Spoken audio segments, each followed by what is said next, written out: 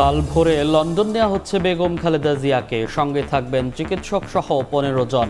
আসছে কাতারের air ambulance, সব ধরনের সহায়তা দিতে প্রস্তুত সরকার। আরও 36 আসনে প্রার্থী ঘোষণা বিএনপির। আলোচিত ঢাকা 10-এ শেখ রবিউল, বরিশাল 3-এ জয়নুল, ময়মনসিংহে জামাত সহ 8 দলের সমাবেশ। আগামী সপ্তাহে প্রার্থী চূড়ান্ত। নির্বাচনে দল নিরপেক্ষ থেকে উদাহরণ সৃষ্টি করতে পুলিশ সুপারদের আহ্বান প্রধান উপদেষ্টার। চ্যালেঞ্জ গ্রহণে প্রস্তুতি নেয়ার নির্দেশ। জুলাই আগস্ট হত্যা মামলায় জয়ের বিরুদ্ধে গ্রেফতারি পরোয়ানা, পলককে 10 ডিসেম্বর হাজির করার নির্দেশ। সালমান আনিসুলের বিরুদ্ধে অভিযোগ আমলে নিলেন ট্রাইব্যুনাল।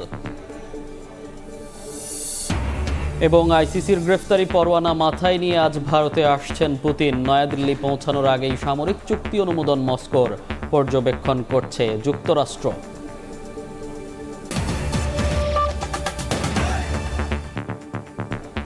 সময় সংবাদের সঙ্গে আছি আমি মনির হোসাইন। বিএনপি চেয়ারপারসন বেগম খালেদা জিয়াকে উন্নত চিকিৎসার জন্য কাল ভোরে নেওয়া হবে লন্ডনে।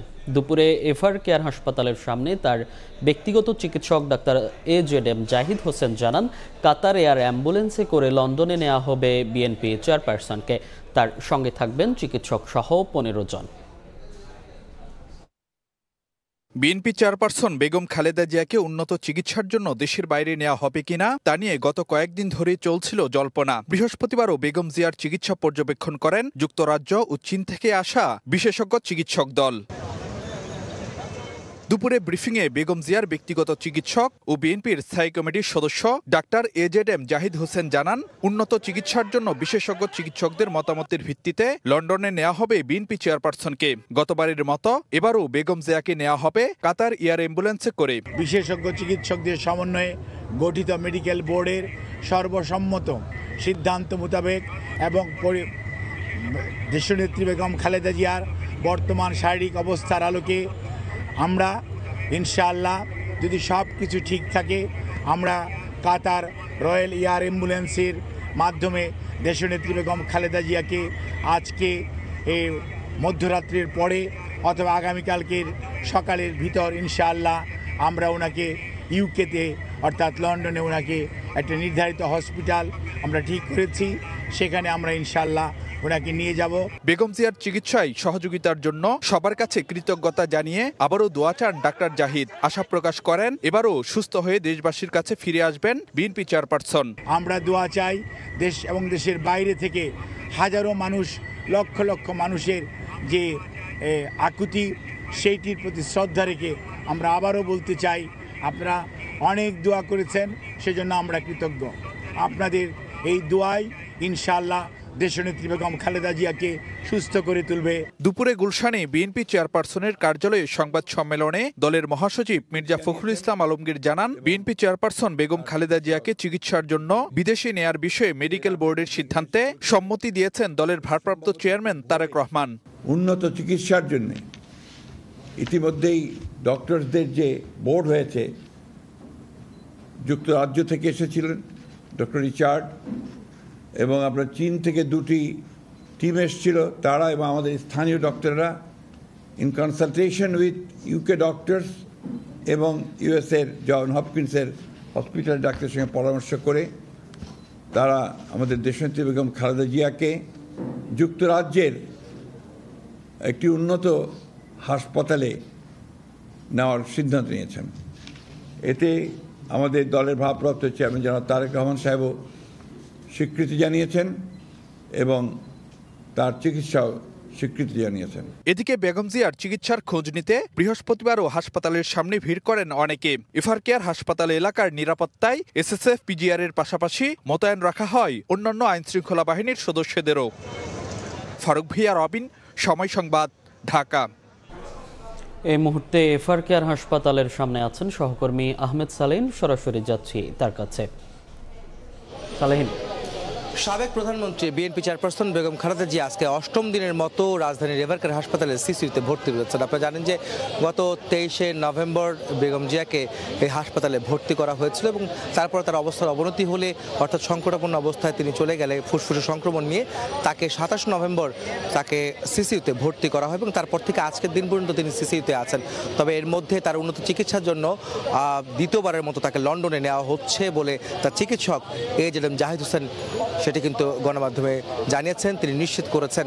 অর্থাৎ রাত 12টার পর, আজকে দিবাগত রাত 12টার পর যে কোনো সময় তিনি লন্ডনের উদ্দেশ্যে রওনা করবেন বলে আমরা জানতে পেরেছি। অর্থাৎ বেগম জিয়াকে এভারকেয়ার হাসপাতাল থেকে মধ্যরাতের নাগাদ তাকে নিয়ে যাওয়া হবে হযরত শাহজালাল আন্তর্জাতিক বিমানবন্দরের দিকে এবং সেখানে অপেক্ষমানরত কাতারের আমিরের পাঠানো এয়ার অ্যাম্বুলেন্সে করে তাকে নেওয়া হবে লন্ডনে। আপনারা জানেন যে এই কাতারের আমিরের পাঠানো যে এয়ার অ্যাম্বুলেন্সটি, এই অ্যাম্বুলেন্সে করে কিন্তু গত জানুয়ারিতে অর্থাৎ চলতি বছরের জানুয়ারি মাসের 8 তারিখে তিনি লন্ডনে গিয়েছিলেন উন্নত চিকিৎসার জন্য এবং সেই এয়ার অ্যাম্বুলেন্সটি কিন্তু আবার পাঠানো হচ্ছে, যেটি আমরা জানেন যে বিএনপি মহাসচিব মির্জা ফখরুল ইসলাম আলমগীর স্বাক্ষরিত একটি আবেদনে কাতারের আমিরের কাছে, কাতারের রাষ্ট্রদূতের কাছে এই আবেদন জানানো হয়েছিল যে তার অ্যাম্বুলেন্সটি তাদের প্রয়োজন এবং সেই কারণে সেই অ্যাম্বুলেন্সটা পাঠানো হচ্ছে। আমরা যেটুকু শুনেছি বা আমরা যে ফ্লাইট ট্র্যাকারে দেখছি তাতে করে হচ্ছে যে আমিরাতের যে কাতারের আমিরের পাঠানো এয়ার অ্যাম্বুলেন্সটি ইতিমধ্যে ঢাকার উদ্দেশ্যে রওনা করেছে বলে আমরা জানতে পেরেছি।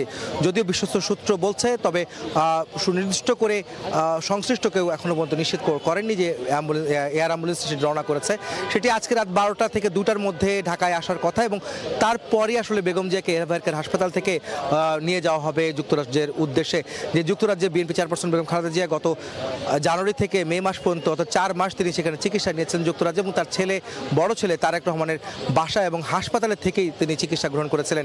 আপনারা জানেন যে লন্ডন ক্লিনিক যুক্তরাজ্যের, সেই ক্লিনিকে কিন্তু তিনি ভর্তি ছিলেন বেশ কিছুদিন এবং সেখানে তার চিকিৎসা হয়েছিল। উন্নত চিকিৎসার পর তিনি কিছুটা সুস্থ হয়ে দেশে ফিরেছিলেন গত 6 মে। সেই হাসপাতালেই তাকে নেওয়া হতে পারে বলে আমরা জানতে পেরেছি এবং সেই হাসপাতালের উদ্দেশ্যে তিনি যদি এয়ারপোর্টে নামেন হিথ্রো বিমানবন্দরে যুক্তরাজ্যের, সেখান থেকে সরাসরি তাকে সেই হাসপাতালে নেওয়া হবে বলে আমরা চিকিৎসকের মাধ্যমে জানতে পেরেছি এবং তার যাওয়া আসার যে বিষয়টি সেটি আমরা কিছুক্ষণ আগে তার মেডিকেল বোর্ডের একজন চিকিৎসকের সাথে কথা বলেছে এবং তার নাম প্রকাশ না করার শর্তে তিনি বলেছেন বেগম জিয়াকে আসলে এসএসএফ এর যে হেলিকপ্টার বা এভারকেয়ার থেকে এয়ারপোর্ট পর্যন্ত কোনো হেলিকপ্টারে নেওয়া হবে না, তাকে সড়ক পথেই নেওয়া হবে বলে আমরা জানতে পেরেছি এবং সড়ক পথে তিনি এভারকেয়ার থেকে হযরত শাহজালাল আন্তর্জাতিক বিমানবন্দরের উদ্দেশ্যে রওনা করবেন এবং সেখানে অপেক্ষমানরত কাতারের আমিরের পাঠানো এয়ার অ্যাম্বুলেন্সে করে তিনি যুক্তরাজ্যে যাবেন, সেটি কিন্তু আমরা জানতে পেরেছি। এদিকে বিএনপি মহাসচিব মির্জা ফখরুল ইসলাম আলমগীর তিনি আজকে গুলশানে চেয়ারপারসনের কার্যালয়ে একটি সংবাদ সম্মেলনে তিনি বলেছেন ভোর নাগাদ অর্থাৎ আজকের দিবাগত রাত পেরিয়ে ভোরে বেগম জিয়া রওনা হবেন বলে আমরা জানতে পেরেছি। মির্জা ফখরুল ইসলাম আলমগীর তিনি সেটি গণমাধ্যমকে নিশ্চিত করেছেন। তবে এর আগে আমরা জানতে পেরেছি ভোর 4টা থেকে 6টার মধ্যে তিনি ঢাকা ত্যাগ করবেন, এটা আমরা ইতিমধ্যে কিছু সূত্রে আমরা জানতে পেরেছি। বেগম জিয়ার যে অবস্থা বর্তমানে সেটি কয়েকদিন আগেও কিন্তু গতকালকে কিন্তু জানতে পারছিলাম, গত পরশুদিন জানতে পারছিলাম তার ফ্লাই করার মতো অবস্থা ছিল না বা প্লেনে জার্নি করার মতো অবস্থা তার ছিল না। তবে যুক্তরাজ্য থেকে গতকালকে সকালে একজন বিশেষজ্ঞ চিকিৎসক এসেছিলেন রিচার্ড বিলি এবং তিনি কিন্তু তার চিকিৎসা সহায়তা করেছেন এবং তার সন্ধ্যার পরে আবার চীন থেকে 4 জনের একজন চিকিৎসক দল সন্ধ্যার পরে এসেছে, গতকালকে রাতে এসেছিল। তারাও কিন্তু বোর্ড মিটিং করে এবং তারা মেডিকেল বোর্ডের যে বৈঠকের পরে সিদ্ধান্ত নেন গতকাল রাতেই যে তাকে লন্ডনের উদ্দেশ্যে তাকে নিয়ে যাওয়া হবে সেই বিষয়ে জানতে পেরেছে এবং এই লন্ডনে যাওয়ার সময় তার সফর সঙ্গী হবেন বেগম জিয়ার সফর সঙ্গী হবেন মোট 15 জন, যার মধ্যে রিচার্ড বিলি যিনি যুক্তরাজ্য থেকে ঢাকায় এসেছেন বেগম জিয়ার চিকিৎসা সহায়তা করতে, তিনিও কিন্তু সফরের সঙ্গে থাকছেন। যদি মেডিকেল বোর্ড, তার পরিবারের সদস্য, তার গৃহপরিচারিকা 2 জন সহ মোট 15 জন বেগম জিয়ার সঙ্গে সফর সঙ্গী হচ্ছেন লন্ডনে যাওয়ার উদ্দেশ্যে। তো এই ছিল আমার কাছে রাজধানীর এভারকেয়ার হাসপাতালের সামনে থেকে বেগম জিয়ার চিকিৎসার সবশেষ খবর। সরাসরি যুক্ত ছিলাম রাজধানীর এভারকেয়ার হাসপাতালের সামনে থেকে। বেগম জিয়াকে এভারকেয়ার থেকে হেলিকপ্টারে করে নেওয়া হতে পারে শাহজালাল আন্তর্জাতিক বিমানবন্দরে। এরই মধ্যে হাসপাতালের মাঠে পরীক্ষামূলক হেলিকপ্টারের মহড়া সম্পন্ন করেছে এসএসএফ। উন্নত চিকিৎসার জন্য লন্ডনে নেয়ার জন্য বেগম খালেদা জিয়াকে সড়কপথে বা হেলিকপ্টারে নেওয়া হবে হযরত শাহজালাল আন্তর্জাতিক বিমানবন্দরে। এই উপলক্ষে বুধবার দুপুরে বসুন্ধরা আবাসিক এলাকার মাঠে হেলিকপ্টার নামানোর সম্ভাব্যতা যাচাই করে এসএসএফ। বেগম খালেদা জিয়াকে অ্যাম্বুলেন্সে করে এভার কেয়ার হাসপাতাল থেকে নেওয়া হতে পারে হাসপাতালের পেছনের মাঠটিতে। এখানে আগে থেকেই প্রস্তুত থাকতে পারে এসএসএফের হেলিকপ্টার। সেখান থেকে তাকে নেওয়া হবে হযরত শাহজালাল আন্তর্জাতিক বিমানবন্দরে, যেখানে প্রস্তুত থাকবে কাতার আমিরের পক্ষ থেকে পাঠানো এয়ার অ্যাম্বুলেন্স। এয়ার অ্যাম্বুলেন্সে করে গতবারের মতো নেওয়া হবে লন্ডনে। সেখানেই উন্নত চিকিৎসা পেয়ে আবারও দেশের মানুষের কাছে ফিরে আসবেন বেগম জিয়া, এমন আশা প্রকাশ করেন তার ব্যক্তিগত চিকিৎসক। যদি সব কিছু ঠিক থাকে, আমরা কাতার রয়্যাল এয়ার অ্যাম্বুলেন্সের মাধ্যমে দেশনেত্রী বেগম খালেদা জিয়াকে আজকে এই মধ্যরাত্রির পরে অথবা আগামীকালকের সকালের ভিতর ইনশাআল্লাহ আমরা ওনাকে ইউকেতে অর্থাৎ লন্ডনে ওনাকে একটা নির্ধারিত হসপিটাল আমরা ঠিক করেছি, সেখানে আমরা ইনশাআল্লাহ ওনাকে নিয়ে যাব।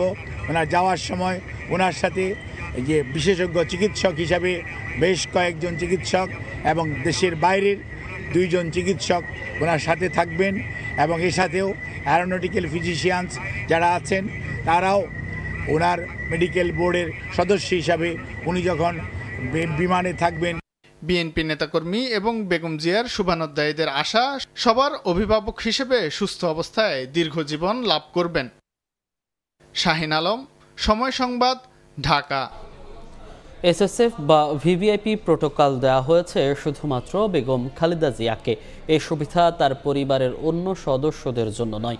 বিকেলে ফরেন সার্ভিস একাডেমিতে ব্রিফিংয়ে কথা জানান পরিবেশ উপদেষ্টা সৈয়দা রিজওয়ানা হাসান। এ সময় প্রধান উপদেষ্টার উপপ্রেস সচিব আজাদ মজুমদার বলেন, বেগম জিয়ার চিকিৎসার জন্য সব ধরনের সহায়তা দিতে প্রস্তুত সরকার। সরকারের পক্ষ থেকে ইতিমধ্যেই সব ধরনের সহযোগিতার আশ্বাস দেওয়া হয়েছে। বিএনপির পক্ষ থেকে যদি আনুষ্ঠানিকভাবে কোনো সহযোগিতা চাওয়া হয় সেটা সরকার করবে। এটা গেজেট একটা হয়েছে, এখনো পর্যন্ত এই সুবিধাটা কেবল বেগম খালেদা জিয়াকেই দেওয়া হচ্ছে। বেগম খালেদা জিয়ার শারীরিক অবস্থা অপরিবর্তিত বলে জানিয়েছেন বিএনপির সিনিয়র যুগ্ম মহাসচিব রুহুল কবির রিজভী। সকালে নয়াপল্টনে সংবাদ সম্মেলনে কথা জানান তিনি। অতীতে নির্যাতনের কারণেই বিএনপি চেয়ারপারসন গুরুতর অসুস্থ বলেও অভিযোগ করেন তিনি।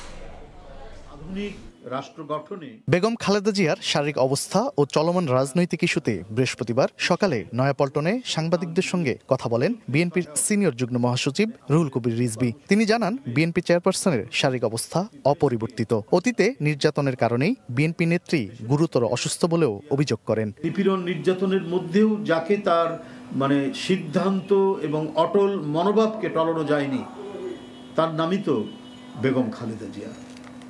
তাকে নানা চক্রান্ত, ষড়যন্ত্র এবং নির্যাতন করে হয়তো তাকে অসুস্থ করা হয়েছে, কিন্তু যতক্ষণ তার তিনি আমাদের সাথে কথা বলেছেন বা তিনি সুস্থ ছিলেন, ততক্ষণও তিনি এদেশের মানুষ এবং স্বাধীনতা, সার্বভৌমত্ব এবং গণতন্ত্রের প্রশ্নে তার যে দৃঢ় মনোবল, সেই মনোবলকে দুর্বল করা যায়।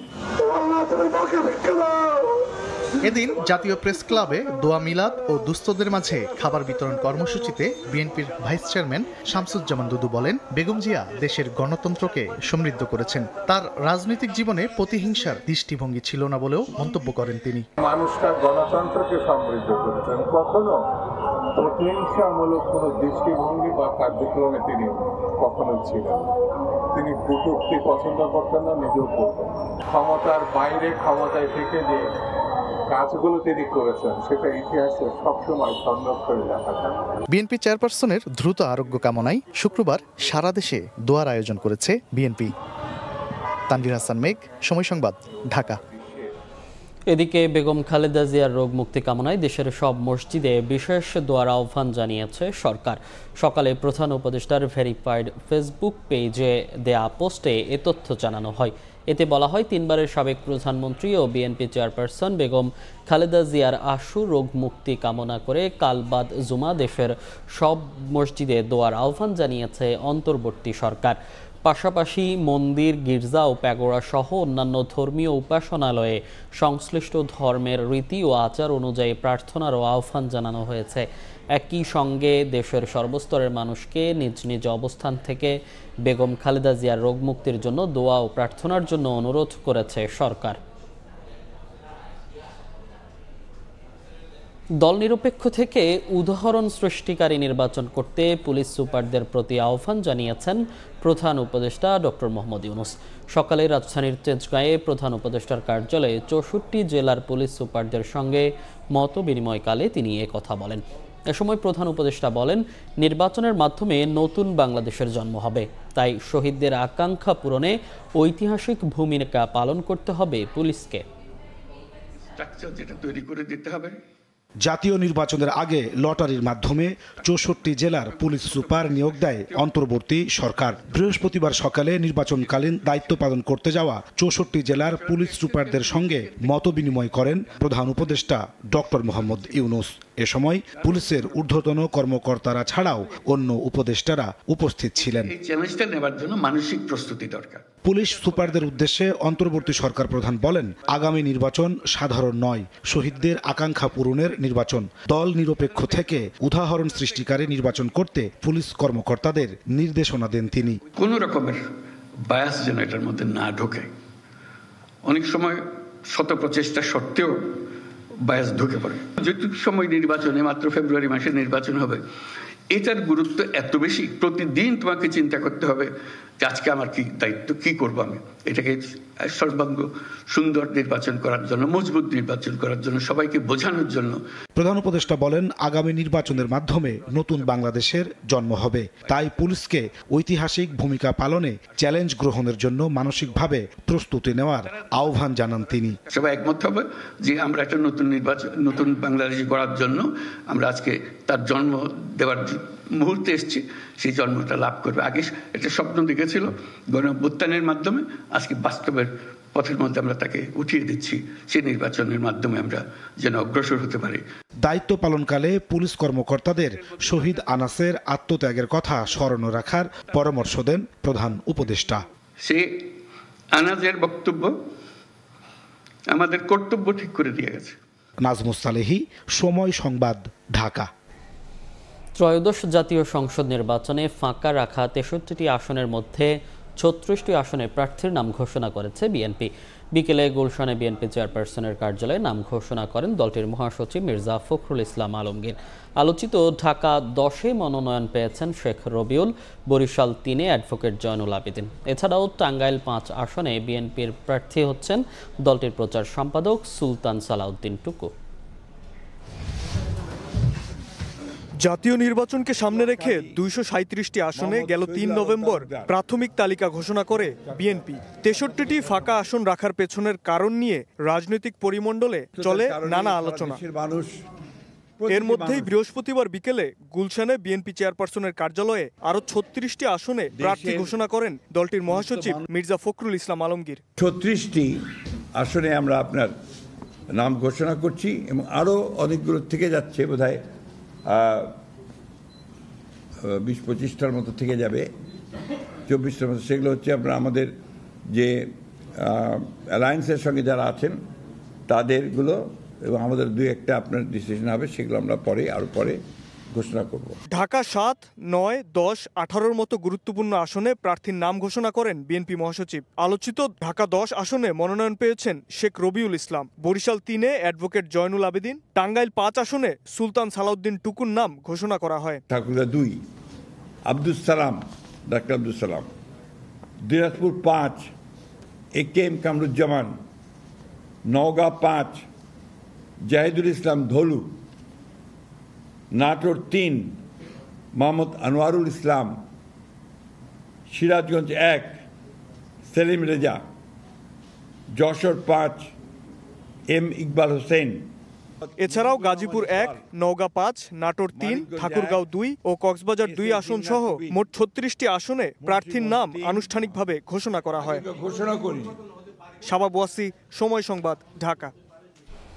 নব্য কোনো ফ্যাসিস্টকে বরদাস্ত করা হবে না বলে হুঁশিয়ারি উচ্চারণ করেছেন জামাত নেতারা। 8 দলের সমাবেশে বক্তারা শরিয়া আইনের পক্ষে ঐক্যবদ্ধ থাকার ঘোষণা দেন। দুপুরে ময়মনসিংহ নগরের সার্কিট হাউস মাঠে সমমনা 8 দলের বিভাগীয় সমাবেশ হয়। এতে প্রধান অতিথি ছিলেন জামাতে ইসলামের নায়েবে আমির অধ্যাপক মুজিবুর রহমান। এ সময় তিনি বলেন, আবু সাইদ মুক্তরা জীবন দিয়ে যে দ্বিতীয় স্বাধীনতা এনেছে তা ব্যর্থ হতে দেয়া যাবে না।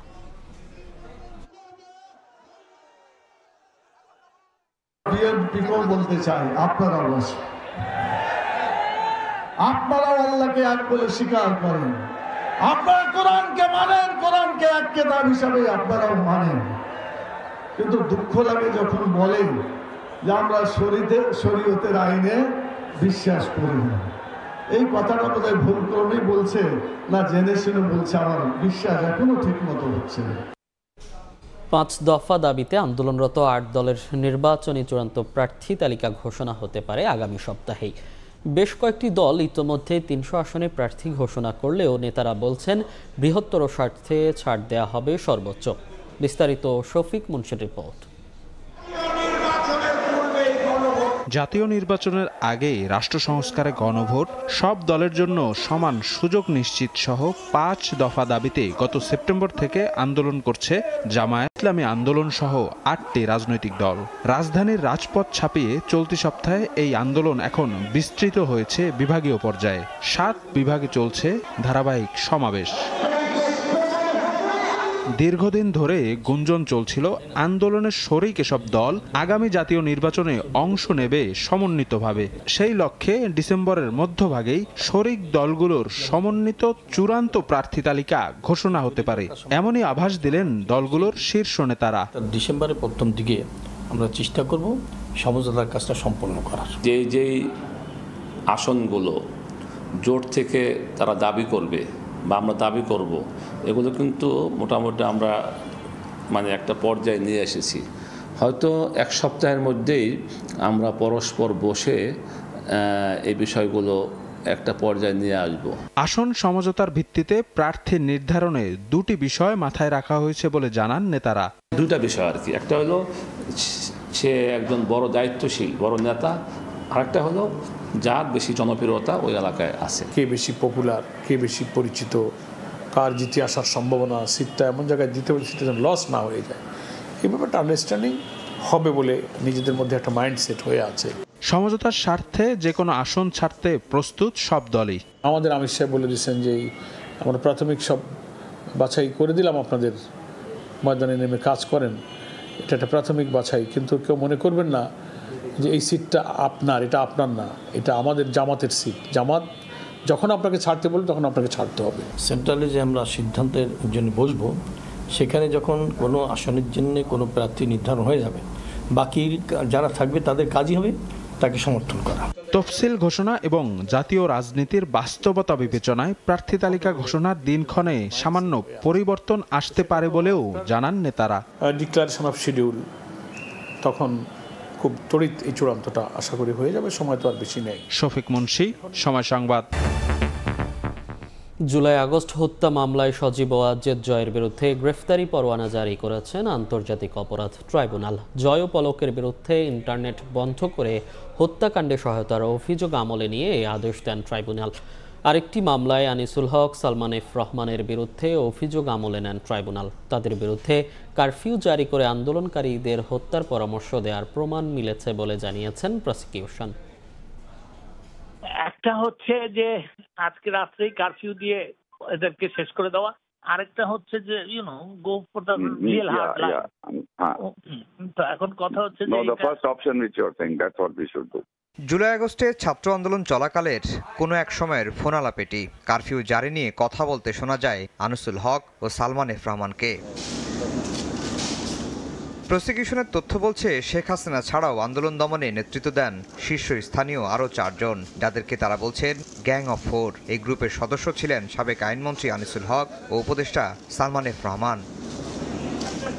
বৃহস্পতিবার এই 2 জনের বিরুদ্ধে আনুষ্ঠানিক অভিযোগ দাখিল করে প্রসিকিউশন। অভিযোগ আমলে নিয়ে তাদের 10 ডিসেম্বর হাজির করার নির্দেশ দেন ট্রাইব্যুনাল। তাদের বিরুদ্ধে কারফিউ জারি করে আন্দোলনকারীদের হত্যার পরামর্শদাতা হিসেবে অভিযোগ আনা হয়েছে। ওনারা জুলাই গণঅভ্যুত্থান চলাকালে একটা ফোনে কথোপকথন করেন। এই কথোপকথনের এক পর্যায়ে ওনারা বলেন যে কারফিউ চলা অবস্থায় এদেরকে আন্দোলনকারী ছাত্র জনতাদেরকে শেষ করে দিতে হবে। 19 তারিখে ওনাদের এই বক্তব্যের প্রেক্ষিতে 20 তারিখ এবং তার পরবর্তীতে ঢাকা শহর সহ দেশের বিভিন্ন স্থানে ছাত্র জনতাকে নির্বিচারে গুলি করে হত্যা করা হয়। এই হত্যাকাণ্ডে ওনাদের এই সকল বক্তব্য উস্কানিমূলকভাবে ব্যবহৃত হয়েছে, সহায়তা প্রদান করেছেন এবং ওনারা সম্পৃক্ত থেকেছেন। এদিন জয় ও পলকের বিরুদ্ধে 3টি অভিযোগ দাখিল করে রাষ্ট্রপক্ষ। তাদের বিরুদ্ধে আন্দোলন চলাকালে ইন্টারনেট বন্ধ করে সংগঠিতভাবে হত্যাকাণ্ডে সহায়তার অভিযোগ আনা হয়। ট্রাইব্যুনাল তাদের বিরুদ্ধে আনা অভিযোগও আমলে নিয়েছেন। গ্রেফতারি পরোয়ানা জারি করা হয়েছে জয়ের বিরুদ্ধে। মামলার পরবর্তী তারিখ ধার্য করা হয়েছে 10 ডিসেম্বর। সজীব ওয়াজেদ জয়ের পরামর্শে তৎকালীন আইসিটি প্রতিমন্ত্রী জুনায়েদ আহমেদ পলক ইন্টারনেট পরিষেবা প্রথমে স্লো করে দেন, এরপরে সম্পূর্ণরূপে বন্ধ করে হত্যা এবং নির্যাতনের তথ্য আড়াল করে এই হত্যাযজ্ঞ পরিচালনায় সহায়তা এবং সম্পৃক্ততা থেকেছে। বিদেশে অবস্থানরত জয়কে কেন আসামি করা হলো তার ব্যাখ্যাও দেন এই প্রসিকিউটর। যে বাংলাদেশের নাগরিক বাংলাদেশের থেকে অথবা বাংলাদেশের বাইরে থেকে যদি ক্রাইমস এগেইনস্ট হিউম্যানিটি করেন তাহলে তাকে এই ট্রাইব্যুনাল প্রসিকিউট করতে পারবে। জুলাই আগস্টে আন্দোলন চলাকালে রামপুরায় 28 জনকে হত্যা মামলায় কর্নেল রেদানুল ইসলাম ও মেজর রাফাত বিন আলমের বিরুদ্ধে অভিযোগ গঠনের শুনানি শেষ করেছে রাষ্ট্রপক্ষ। আফজাল হোসেন, সময় সংবাদ, ঢাকা। রাজনীতির মাঠে থাকা অন্তর্বর্তী সরকারের বৈধতা নিয়ে প্রশ্নের ইতি টানলেন দেশের সর্বোচ্চ আদালত। সংবিধান ও জনগণের আকাঙ্ক্ষায় এ সরকার গঠিত হয়েছে। হাইকোর্টের এই রায়ের সঙ্গে একমত পোষণ করেছেন প্রধান বিচারপতি সহ আপিল বিভাগের 7 বিচারপতি। খারিজ করে দেওয়া হয়েছে সরকারের শপথের বৈধতা চ্যালেঞ্জ করে লিভ টু আপিল। অন্তর্বর্তীকালীন সরকারের শপথের আগে আপিল বিভাগের মতামত নেন রাষ্ট্রপতি মোহাম্মদ শাহাবুদ্দিন। রিটকারী আইনজীবীর মূল যুক্তি, সুপ্রিম কোর্টের বিধি মেনে মতামত দেননি তৎকালীন আপিল বিভাগ। প্রধান বিচারপতি সহ অন্য বিচারপতিরা ক্যান্টনমেন্টে আশ্রয় নেয় তারা আদৌ মতামত দিয়েছেন কিনা তা নিয়েও সংশয় প্রকাশ করেন রিটকারী। বৃহস্পতিবার দেশের সর্বোচ্চ আদালত রায়ে বলেন, সংবিধান ও জনগণের আকাঙ্ক্ষায় এই সরকার গঠিত হয়েছে। সর্বসম্মতিক্রমে হাইকোর্টের রায়ের সঙ্গে একমত প্রকাশ করেন সব বিচারপতি। সরকারের শপথের বৈধতা চ্যালেঞ্জ করে লিভ টু আপিল খারিজ করে দেন আপিল বিভাগ। এইটা নিয়ে প্রশ্ন করার আর এইটার সাথে গণঅভ্যুত্থান পরবর্তী সরকারের বৈধতা অবৈধতা নির্ভর করে না। এটা আমাদের সাবমিশন।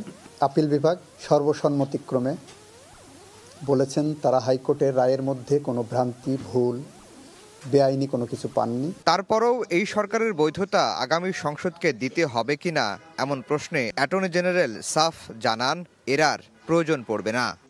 আমার মনে হয় প্রয়োজন নাই। নেক্সট পার্লামেন্ট যেটা সিরিমোনিয়াল কিছু করলে করবে, কিন্তু এই সরকারের বৈধতা নিয়ে প্রশ্ন তোলার এখতিয়ার আর কোথাও নাই।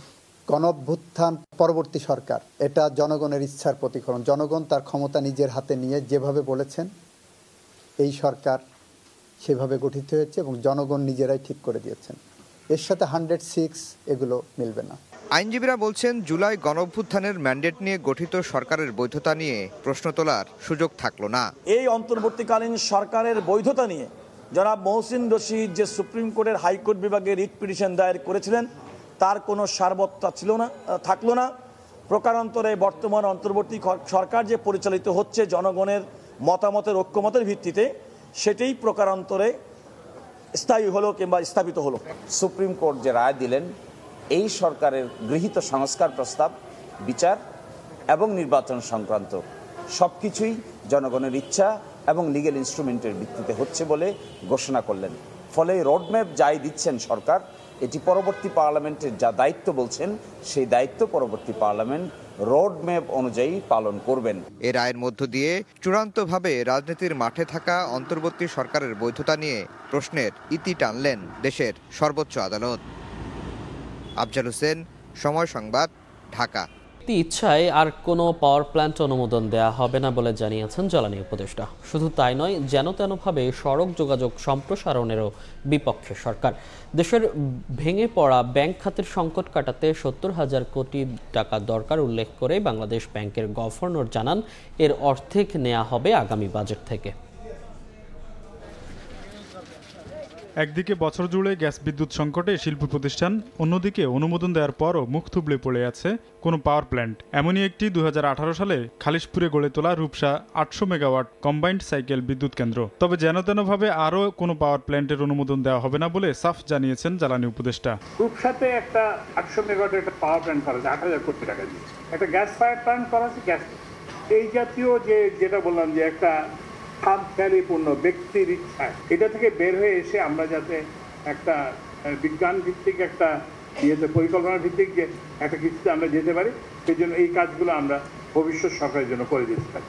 বৃহস্পতিবার সকালে রাজধানীর আগারগাঁওয়ে বিনিয়োগ উন্নয়ন কর্তৃপক্ষ বিডার আয়োজিত এই অনুষ্ঠানে তিনি জানান, শুধু জ্বালানি খাত নয়, সড়ক যোগাযোগেও সর্বোচ্চ যাচাই বাছাই ছাড়া প্রভাবিত হয়ে কোনো প্রকল্প নেবে না সরকার। পরিবহন চাপ কমাতে তাই নৌ ও রেলপথে মনোযোগ দেওয়ার তাগিদ তার। আমাদের সড়ক ব্যবস্থা এমন পর্যায়ে পড়ছে, এটা 3-4 বছর পরে এটা একদম স্ট্যান্ডস্টিল হয়ে যায়, একদম বন্ধ হয়ে যাবে। 90% বেশি সড়ক দিয়ে, 20% অন্য জায়গায় নিতে হবে, জলপথে নিতে হবে। এবং আমাদের যে জলপথ, এগুলো আমাদের ন্যাচারাল হাইওয়ে, তো ওখানে নিয়ে যেতে হবে, কিংবা আমাদের রেলওয়ে যেটা সেটাকে ব্যবহার করতে সেখানে নিয়ে যেতে হবে। নাহলে কিন্তু আপনার এই যে 4 লেন 6 লেন কত লেন আর বানাবেন। এ সময় বাংলাদেশ ব্যাংকের গভর্নর জানান, দেশে ব্যাংক খাতের যে সংকট তা দূর করতে লাগবে 70,000 কোটি টাকা। এই অর্থের অর্ধেক আগামী জাতীয় বাজেট থেকে নেওয়া হবে বলেও জানান তিনি। আমাকে যদি ইনফ্লেশন কমাতে না পারি, আমি কিছুই অ্যাচিভ করতে পারবো না। মেইন ইনফ্লেশনটা হচ্ছে 8.2। এটা যদি 7-এর নিচে চলে যায়, আমি কিন্তু অটোমেটিক্যালি পলিসি রেটটাকে অ্যাডজাস্ট করে ফেলবো। 7 এবং তার নিচে ইনফ্লেশনকে যখনই আমরা নেব, আমরা পলিসি রেট কমাবো। এই বছরের শেষ নাগাদ ইনফ্লেশন 5-এর নিচেই যাবে। অর্থনৈতিক নানান চ্যালেঞ্জে যখন কোণঠাসা বাণিজ্যিক কার্যক্রম, কর্মসংস্থানের সুযোগ, তখন বর্তমানে 8% উপরে থাকা মূল্যস্ফীতি চলতি বছর শেষে 5% নামিয়ে আনা সম্ভব বলেও মনে করেন গভর্নর। আমাদের পলিসি IMF দিয়ে গাইডেড না। IMF যদি গাইডেড হতো, তাহলে আমরা এক্সচেঞ্জ রেটকে লিবারালাইজ করে দিতাম গত সেপ্টেম্বর অক্টোবর মাসে, যখন তারা এসেছিল, চাপ দিচ্ছিল। তোফাজ্জল হোসাইন, সময় সংবাদ, ঢাকা। আসন্ন রমজানে দেশে সব ধরনের ভোগ্য পণ্যের দাম গেল বছরের তুলনায় স্থিতিশীল থাকবে বলে আশ্বাস দিয়েছেন খাতুনগঞ্জের ব্যবসায়ীরা। চট্টগ্রামে ভোক্তা অধিকার সংরক্ষণ অধিদপ্তরের মহাপরিচালকের সঙ্গে খাতুনগঞ্জের ব্যবসায়ীদের মতো বিনিময় সভা অনুষ্ঠিত হয়। আইনের ব্যত্যয় না করে জনগণের স্বার্থে ব্যবসা করার জন্য ব্যবসায়ীদের প্রতি আহ্বান জানান ভোক্তা অধিদপ্তরের মহাপরিচালক। আর মাত্র 2 মাস বাকি পবিত্র মাহে রমজানের। দেশের ভোগ্যপণ্যের চাহিদা, সরবরাহ ও দাম নিয়ে প্রতিনিয়ত মনিটরিং করছে সরকার। এরই ধারাবাহিকতায় বৃহস্পতিবার দেশের সবচেয়ে বড় ভোগ্যপণ্যের পাইকারি বাজার খাতুনগঞ্জে আমদানিকারক ও পাইকার ব্যবসায়ী নেতাদের সঙ্গে মতবিনিময় করেন ভোক্তা অধিকার অধিদপ্তরের মহাপরিচালক। বৈঠকে দেশের ভোগ্যপণ্যের সরবরাহ, চাহিদা ও দামের বর্তমান চিত্র তুলে ধরার পাশাপাশি আমদানি জটিলতা, মধ্যস্বত্বভোগী, ডলারের দাম সহ বিভিন্ন সমস্যার কথা তুলে ধরেন ব্যবসায়ীরা। সব জিনিসের দাম আপনার ভালো থাকবে। দুইটা কারণ যদি ঠিক থাকে, একটা হচ্ছে যে ডলার গত বছর যেমন 85 বা 2 বছর আগে 2 বছর আগে 87 থেকে 1,110 টাকা, এখন 123-22 এরকম আছে। এটা যদি আপনারা এটা দায়িত্ব আমরা পারবো না। যেহেতু আপনারা সরকারের একটা অংশ, আমরা আপনাদের একজন, আমরা সব সময় ব্যবসা করার জন্য আপনাদের সহযোগিতা কামনা করি। টিডিএসও আর আরবিটি এলসি দেওয়া আছে $8,000 এবং এটাও বিভিন্ন কারণে এলসি যাবে কিনা আমরা শিওর না, বাট এটা বুকিং দেওয়া আছে। আইনের ব্যত্যয় না করে জনগণের স্বার্থে ব্যবসা করার জন্য ব্যবসায়ীদের প্রতি আহ্বান জানান ভোক্তা অধিকার অধিদপ্তরের মহাপরিচালক। রোজার আগে দাম বেড়ে যায়, এই যন্ত্রণা থেকে বা এই অপবাদ থেকে আমরা মুক্ত হতে চাই, আপনাদের সহযোগিতা চাই। বৈঠকে আমদানি ও পাইকারি পর্যায়ের পাশাপাশি খুচরা বাজারে সরকারের মনিটরিং জোরদার করার দাবি জানান ব্যবসায়ীরা। ফেরদৌস লিপি, সময় সংবাদ, চট্টগ্রাম। সময় সংবাদে আরও থাকছে, বিশ্বকাপের আগে ক্রিকেটারদের আত্মবিশ্বাস বাড়ানোর বড় মঞ্চ বিপিএল, বললেন অধিনায়ক লিটন। নজর কাড়লে যে কেউই আসতে পারেন দলে, দায়িত্ব নিয়ে খেলার আহ্বান।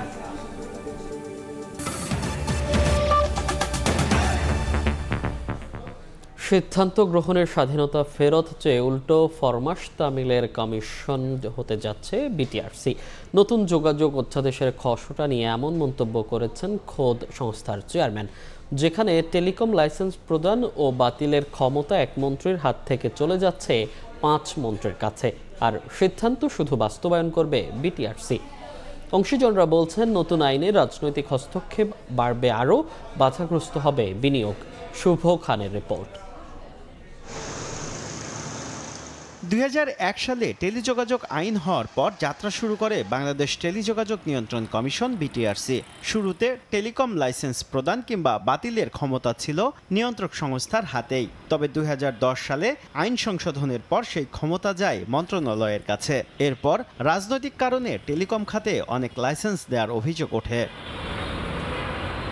তবে জুলাই গণ অভ্যুত্থানের পর হারানো স্থায়িত্ব শাসন ফেরত চেয়ে গত 16 এপ্রিল ডাক টেলিযোগাযোগ মন্ত্রণালয়ে চিঠি দেয় বিটিআরসি।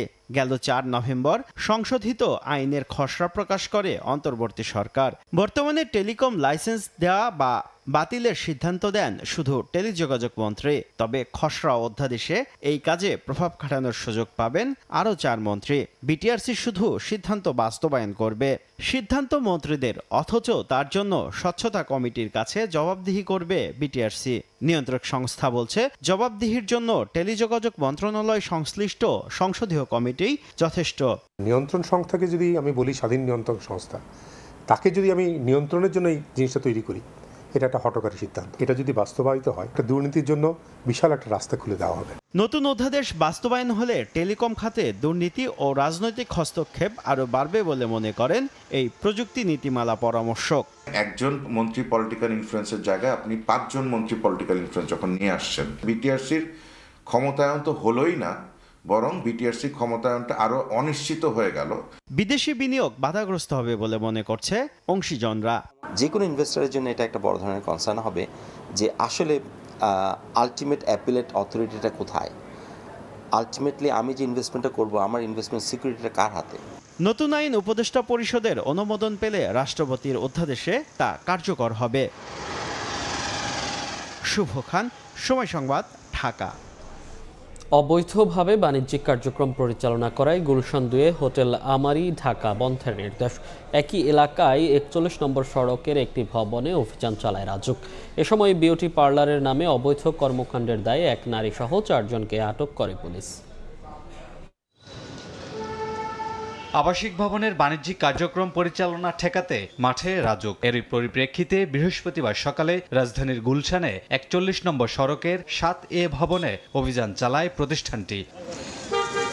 ভবনের 2য় তলায় সেলুন এবং বিউটি পার্লারে অভিযান চালাতে গিয়ে মেলে অনৈতিক কর্মকাণ্ডের চিত্র। এ সময় আটক করা হয় 4 জনকে। পাশাপাশি পার্লারটি সিলগালা করে দেন কর্মকর্তারা। আমরা ইতিমধ্যে 3টি ভবনে অভিযান পরিচালনা করেছি। সবগুলো ভবনই আবাসিক এবং এই প্লটগুলো আমাদের আবাসিক প্লট। সেলুন বা পার্লারের নামে এখানে আসলে অনৈতিক কার্যকলাপ হচ্ছিল, আমরা সেটি অলরেডি বন্ধ করেছি। পরে একই সড়কে হোটেল ঢাকা আমারিতে যায় রাজুক। আবাসিকের ভবনটিতে বাণিজ্যিক কার্যক্রম পরিচালনা এবং অনুমোদনের তোয়াক্কা না করে 17 তলা নির্মাণ করায় হোটেলটি বন্ধ করে দেয়া হয়। অতিথিদের অন্যত্র সরিয়ে নেওয়ার নির্দেশ দেয় ভ্রাম্যমাণ আদালত। প্রায় দীর্ঘ 11 বছর তারা অবৈধভাবে এখানে বাণিজ্যিক কার্যক্রম পরিচালনা করছে। এই ভবনটি অনুমোদন নেওয়া ছিল 14 তলা, বাট তারা সেখানে আরও 3 তলা স্টিলের স্ট্রাকচার করে সেখানে তারা জিম, স্পা, বার, সুইমিং পুল এগুলো নির্মাণ করেছে। পরবর্তীতে বাণিজ্যিক বা অন্য কোনো সিদ্ধান্ত না হওয়া পর্যন্ত এর সমস্ত কার্যক্রম বন্ধ থাকবে। অনিয়ম রোধে এ ধরনের কার্যক্রম অব্যাহত থাকবে বলে জানিয়েছে রাজুক। আমাদের যে টাইম টু টাইম যে তাদের সাথে। কামরুল হাসান, সময় সংবাদ, ঢাকা। এবং সর্বশেষ এবার খুলনা বিভাগের খবর।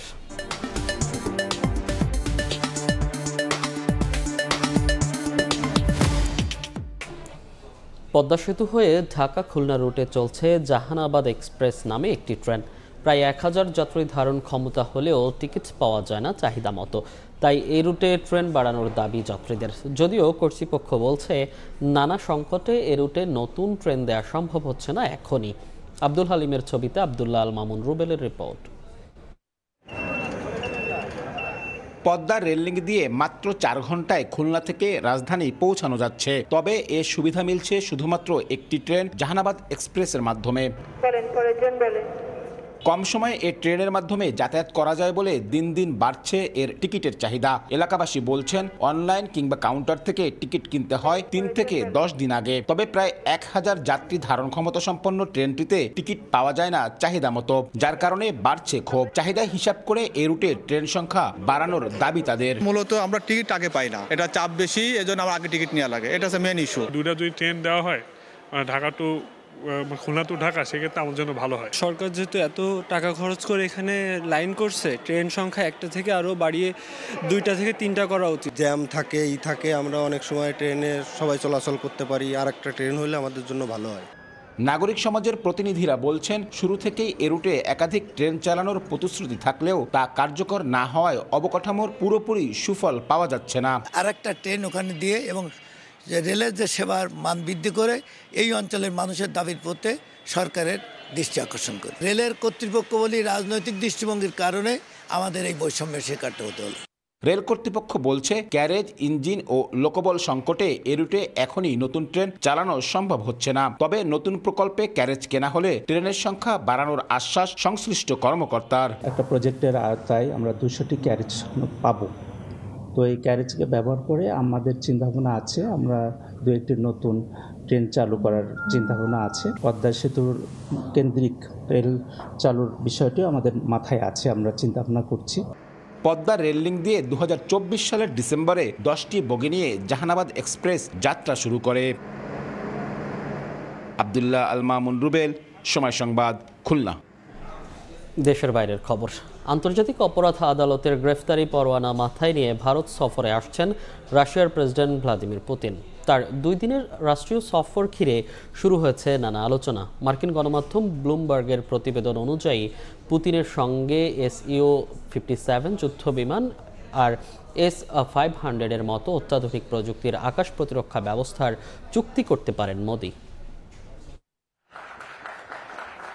রাশিয়ার সঙ্গে জ্বালানি বাণিজ্যের জেরে যুক্তরাষ্ট্রের সঙ্গে ভারতের তীব্র উত্তেজনা চলমান। এমনকি ভারতকে উচ্চ শুল্কের শাস্তিও দেন মার্কিন প্রেসিডেন্ট ডোনাল্ড ট্রাম্প। যুক্তরাষ্ট্রের এসব শাস্তির তোয়াক্কা না করেই রুশ প্রেসিডেন্ট ভ্লাদিমির পুতিনকে নিজ দেশে আমন্ত্রণ জানান ভারতের প্রধানমন্ত্রী নরেন্দ্র মোদি। তা সাদরে গ্রহণও করেন পুতিন। রুশ প্রেসিডেন্টের নয়াদিল্লি সফর ঘিরে রাজধানীতে সর্বোচ্চ সতর্কতা জারি করা হয়েছে। 5 স্তরের বিশেষ নিরাপত্তা বলয়, ডজন খানেক স্নাইপার, ড্রোন নজরদারি আর AI মনিটরিং সব মিলিয়ে নেওয়া হয়েছে ব্যতিক্রমী ব্যবস্থা। পুতিন দিল্লিতে পৌঁছানোর পরই পুরো নিরাপত্তা জোন সক্রিয় হবে। ড্রোন ও ফেসিয়াল রিকগনিশন ক্যামেরা ব্যবহার করে কন্ট্রোল রুম থেকে পুতিনের কনভয়ের উপর সার্বক্ষণিক নজরদারি চালানো হবে। আন্তর্জাতিক অপরাধ আদালতের গ্রেফতারি পরোয়ানা মাথায় নিয়ে পুতিন কিভাবে এই সফর করছেন তা নিয়ে উঠছে নানা প্রশ্ন। তবে রোম স্ট্যাটিউটে ভারত অনুস্বাক্ষর না করায় ICCর সব বাধ্যবাধকতা দেশটির আদালত ও সরকারের ওপর প্রযোজ্য নয় বলে জানা গেছে। মার্কিন গণমাধ্যম ব্লুমবার্গের এক প্রতিবেদন অনুযায়ী নয়াদিল্লি রুশ SU-57 যুদ্ধবিমান ও S-500 আকাশ প্রতিরক্ষা ব্যবস্থা কেনার আগ্রহ দেখাচ্ছে। বিশ্লেষকদের মতে যুক্তরাষ্ট্রের চাপ বাড়লেও ভারত ঐতিহাসিক মস্কো নির্ভর প্রতিরক্ষা সমীকরণ ধরে রাখতে চাইছে। সফরটি উভয় দেশের প্রতিরক্ষা শিল্প সহযোগিতায় নতুন গতি আনবে বলে ধারণা তাদের। এদিকে রাশিয়ার প্রেসিডেন্ট ভারত সফর নিয়ে টাইমস অফ ইন্ডিয়ায় নিবন্ধ লিখেছেন ইউরোপের 3 দেশ যুক্তরাজ্য, ফ্রান্স ও জার্মানির দূত। নিবন্ধে ইউক্রেনে রুশ হামলাকে নির্বিচার আক্রমণ ও শান্তির প্রতি অনীহা হিসেবে অভিহিত করেছেন 3 দূত। পুতিনের সফরের ঠিক আগে এই ধরনের পদক্ষেপকে অস্বাভাবিক বলছে ভারতের পররাষ্ট্র মন্ত্রণালয়। মালিহা সুহরওয়ার্দী, সময় সংবাদ। খেলার খবর। বিশ্বকাপের আগে ক্রিকেটারদের আত্মবিশ্বাস বাড়ানোর বড় মঞ্চ হবে BPL। তাই ক্রিকেটারদের বাড়তি দায়িত্ব নিয়ে পারফর্ম করতে আহ্বান জানালেন অধিনায়ক লিটন দাস। টাইগারদের বিশ্বকাপ স্কোয়াড মোটামুটি নিশ্চিত থাকলেও BPL-এ নজর কাটতে পারলে যে কেউই দলে আসতে পারবেন বলে মন্তব্য করেছেন লিটন। আমরা ন্যাশনাল টিমে যে প্লেয়ারগুলো আছে, ওভারঅল বাংলাদেশ ক্রিকেট বোর্ডের যে প্লেয়ারগুলো আছে, তারা যদি সবাই পারফরমেন্স করতে পারে, আমার মানে এটা একটা ওয়ার্ল্ড কাপে যাওয়ার আগে একটা ভালো কনফিডেন্স বিল্ড আপ করবে। যারা এতদিন ধরে এই ফর্মেটটা খেলছে, পারফরমেন্স করছে, আমার কাছে মনে হয় যে অভিজ্ঞতা তাদেরই বেশি। তারপরেও এখন একটা BPL বাংলাদেশে অনেক বড় একটা ইভেন্ট। যদি কোনো প্লেয়ার যদি এক্সট্রাঅর্ডিনারি পারফর্ম করে, সিলেক্টর যদি মনে করে বা কোচ যদি মনে করে যে আমাদের ওই প্লেয়ারটাকে দরকার, ওয়াই নট? বাংলাদেশের সবার জন্যই তো ওপেন। ড্রেসিং রুমে কোনো সমস্যা নেই। সিনিয়র সহকারী কোচ হিসেবে কাজ চালিয়ে যাবেন মোহাম্মদ সালাউদ্দিন। জাতীয় দলের ব্যাটিং কোচ হিসেবে প্রথম সিরিজের অভিজ্ঞতা ছিল দারুণ, এমনটাই বলেছেন মোহাম্মদ আশরাফুল। আয়ারল্যান্ড সিরিজের পারফরমেন্স নিয়েও সন্তুষ্ট তিনি। তবে ব্যাটিং অর্ডারে বারবার পরিবর্তন আনার পক্ষে নন আশরাফুল। এক্সপিরিয়েন্সগুলো আমি সবার সাথে শেয়ার করেছি। সামনে যে আমাদের ওয়ার্ল্ড কাপ, সেখানে হয়তো আমরা ভালো কিছু করতে পারবো। ড্রেসিং রুম পরিবেশ খুবই ভালো ছিল। আমি প্রথম দিন যাওয়ার পরে ভাইয়াকে বলছি যে সালাউদ্দিন ভাই, আমি মাত্র আসলাম, আপনার থাকতে হবে, আমার আর কি অনেক কিছু শেখার বাকি আছে। তো পরে তো আলহামদুলিল্লাহ উনিও থাকছেন। একটা পজিশনে আসলে 3টা প্লেয়ারকে খেলানো হয়েছে 3টা ম্যাচে। ব্যাটসম্যানদের আপনাকে অবশ্যই অপরচুনিটি বেশি দিতে হবে। চোট নিয়ে মাঠে নেমে হ্যাট্রিক করলেন ব্রাজিলিয়ান তারকা নেইমার। ব্রাজিলিয়ান সিরি আর ম্যাচে জুভেন্তুসকে 3-0 গোলে হারিয়েছে সান্তোস। কিছুদিন আগে বাঁ হাঁটুতে চোট পান নেইমার। চলতি মৌসুমে সান্তোসের হয়ে আর মাঠে নামারই কথা ছিল না এই তারকা ফুটবলারের। তবে দলকে অবনমন থেকে বাঁচাতে চোট নিয়েই খেলার সিদ্ধান্ত নেন 33 বছর বয়সী নেইমার। গেল 29 নভেম্বর ইনজুরি নিয়ে মাঠে নেমে স্পোর্টসের বিপক্ষেও একটি গোল এবং একটি অ্যাসিস্ট করেছিলেন তিনি। এদিন জুভেন্তুদের মাঠে নেমে শুরুতে খুব একটা সুবিধা করতে পারেনি সান্তোস, তবে দ্বিতীয়ার্ধে ঝলকে দেখান নেইমার। 56, 65 ও 73 মিনিটে 3 গোল করে তুলে নেন হ্যাটট্রিক। প্রায় 3 বছর 7 মাস পর আবারও হ্যাটট্রিক করেন এই ফুটবলার। ব্রাজিলিয়ান সংবাদ মাধ্যম গ্লোবো জানিয়েছে এই ম্যাচেও ইনজুরি নিয়ে খেলেন নেইমার। হাঁটুর মিনিসকাসে চোট পাওয়ায় প্রতিরক্ষামূলক বন্ধনী পরে নেমেছিলেন মাঠে। মৌসুমের শেষে ক্রুইজারের বিপক্ষে হার এড়ালেই সিরিয়াতে নিশ্চিত হবে সান্তোসের। এ পর্যায়ে শীর্ষ সংবাদগুলো জানিয়ে দিচ্ছি আরেকবার। কাল ভোরে লন্ডন নেওয়া হচ্ছে বেগম খালেদা জিয়াকে, সঙ্গে থাকবেন চিকিৎসক সহ 15 জন। আসছে কাতারের এয়ার অ্যাম্বুলেন্স, সব ধরনের সহায়তা দিতে প্রস্তুত সরকার। আরও 36 আসনে প্রার্থী ঘোষণা বিএনপির। আলোচিত ঢাকা 10-এ শেখ রবিউল, বরিশাল 3-এ জয়নুল, ময়মনসিংহে জামাত 8 দলের সমাবেশ। আগামী সপ্তাহে প্রার্থী চূড়ান্ত। এবং নির্বাচনে দল নিরপেক্ষ থেকে উদাহরণ সৃষ্ট করতে পুলিশ সুপারদের আহ্বান প্রধান উপদেষ্টার। চ্যালেঞ্জ গ্রহণে প্রস্তুতি নেয়ার নির্দেশ।